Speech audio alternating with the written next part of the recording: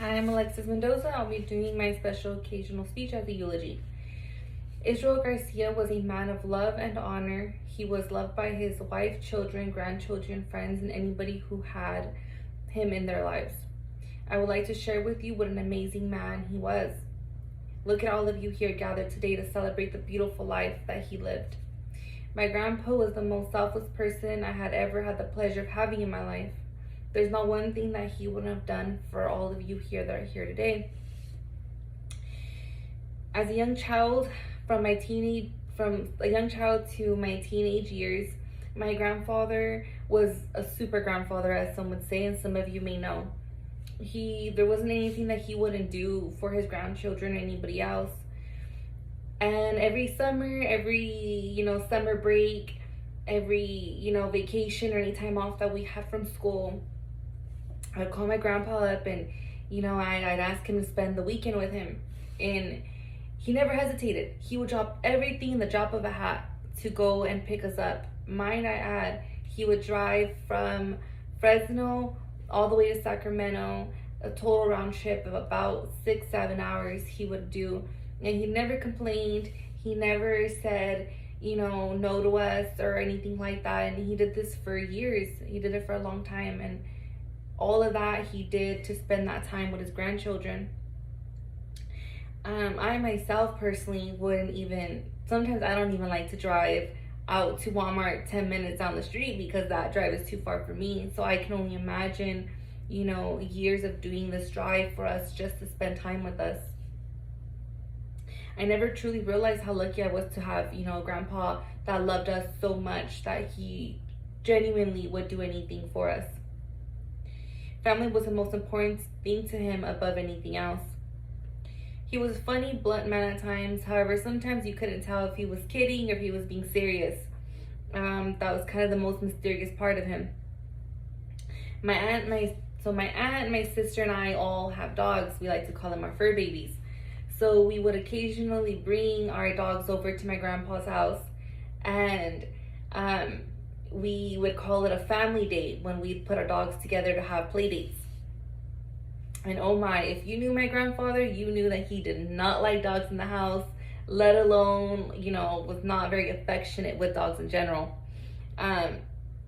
So it was funny because upon arriving to my grandfather's house, my family and I would get there, get our dogs, we'd put them on his lap, and we'd be like, oh, spend some time with your grandchild.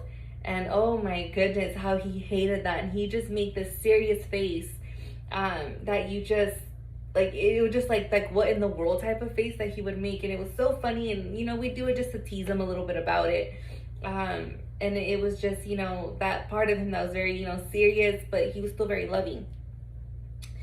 And even though for some odd reason, don't know why, but our dogs always gravitated to him. And even though he didn't really show them much affection or anything like their attention, they always seemed to have loved to be around him. I like to believe that our dogs knew he had a good, kind, and pure heart.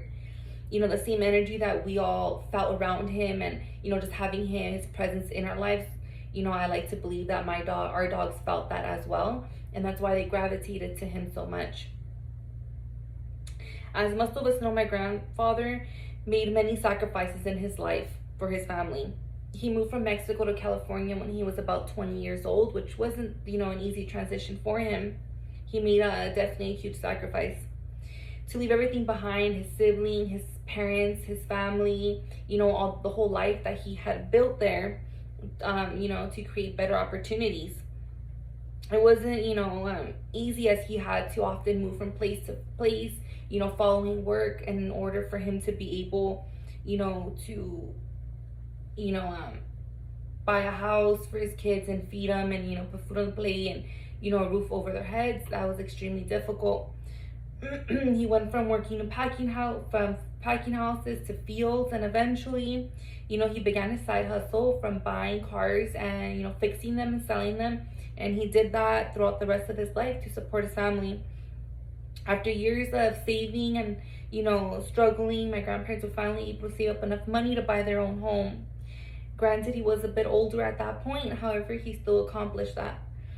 He worked the rest of his life to be able to give the opportunities that he would have wanted us to have had. And that's why he went through all the struggles that he did. Because of him, I am who I am. I'm so proud of him and grateful to have the privilege to call him grandpa. Today, we do not sit alone in sadness. We sit amongst each other. Today, we hug one another, share all of the funny moments and memories of him.